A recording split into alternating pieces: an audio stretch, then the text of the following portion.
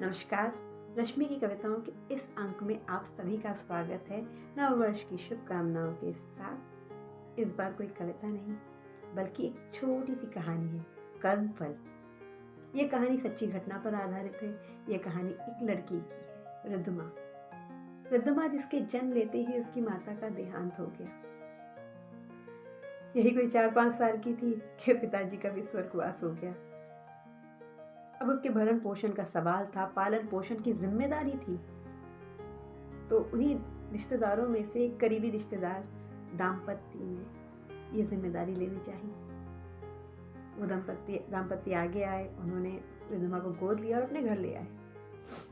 क्योंकि उस दाम्पत्य के भी 2 बच्चे थे, सपना और साहिल। रिद्धमा सपना और साहिल में सबसे बड़ी थी। रिद्धमा उन दोनों के साथ खेलती कूदती, स्कूल जाती, पढ़ती लिखती। धीरे धीरे समय बीतता गया, तीनों बच्चे बड़े हो गए। सपना साहिल स्कूल से कॉलेज जाने लगे और रिद्धमा घर से स्कूल से सिर्फ घर ही रह गई। सपना साहिल आगे की पढ़ाई करते, रिद्धमा घर के काम काज में दक्ष हो गई। सब कुछ मिला रिद्धमा को, खाना पीना कपड़ा, पर वो प्रेम ममता स्नेह अपनेपन से वंचित हो गई। और ये प्रेम ममता स्नेह अपनापन उसको अंदर से खाली करता गया। और धीरे ही धीरे यह अपमान अपशब्दों से भरपूर हो गया। यह सब देखते देखते सपना और साहिल भी कभी कभी उसको टोक देते थे। क्योंकि रिद्धमा घरेलू होती चली गई और सपना और साहिल आगे बाहर की दुनिया देखते चले गए।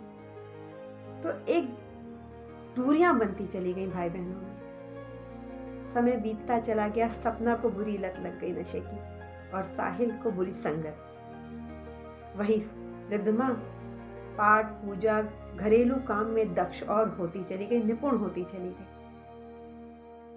जो भी देखने आता सपना को पसंद रिद्धमा को कर ले जाता। यह बात सपना की माँ को और दुखी करती। इतना दुख देती ये बात कि वो रिद्धमा को पग पग में कोसती, पल पल में ताने देती कि तुम्हारी वजह से मेरी बेटी का विवाह नहीं हो पा रहा। अंत में सपना साहिल की माँ ने सपना साहिल के पिता से बात रखी कि इस लड़की को यहाँ से हटा दो। घर के दुख कलेश को देखते हुए सपना साहिल के पिता ने अगले ही दिन अंचित से अपने एक मित्र को यह बात बताई। उसने कहा, तुम परेशान मत हो, कल तुम्हारे घर मैं एक पंडित जी को भेजूंगा। वो इसका निवारण तुम्हें जरूर देंगे, चिंतित मत हो। वो तुमसे दक्षिणा के तौर पर एक नया रुपया भी नहीं लेंगे। अब अगले दिन वो पंडित जी आए उसी कथित समय पर। अब वो पंडित जी आकर उस पंडित जी ने सारे घर का विवरण लिया, एक एक सदस्य के बारे में पूछा, कौन उस घर में रहता है।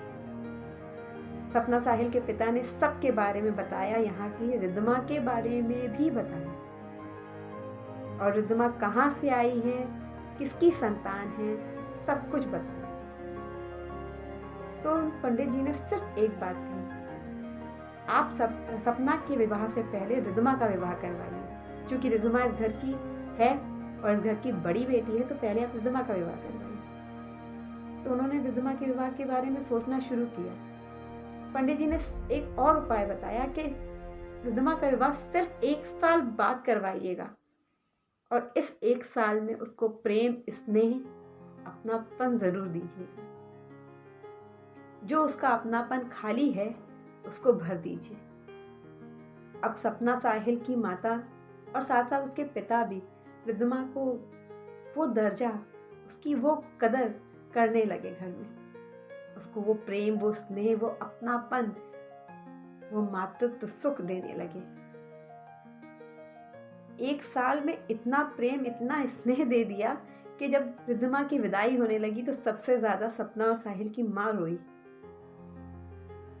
और उस 1 साल में सपना और साहिल का हृदय परिवर्तन हो गया और वो खुद ही नशे की लत, बुरी लत को छोड़कर वापस अपने घर आ गए। आज रिद्धिमा का विवाह हो गया और सपना के लिए भी रिश्ते आ रहे हैं। पूरे घर का दुख कलेश मिट गया। कभी भी माता पिता को धृतराष्ट्र और गांधारी नहीं बनना चाहिए। अपने बच्चों को सही, दूसरे के बच्चों को गलत नहीं कहना चाहिए जब तक आपको सच या गलत का आभास नहीं है। सही या गलत का आभास जब हो जाए तो वास्तव में जो सही है उसको अब स्वीकारिए, क्योंकि आप अपने बच्चों को अनचाहे कुछ ऐसे संस्कार दे रहे हैं जो कल को वो आप पर ही हावी हो सकते हैं। इससे आपका दोहरा नुकसान है। एक तो आपने गलत कर्म किए, दूसरे आपके बच्चों ने आपको कष्ट दी। तो इसी प्रकार से इस कहानी का समापन करते हुए धन्यवाद।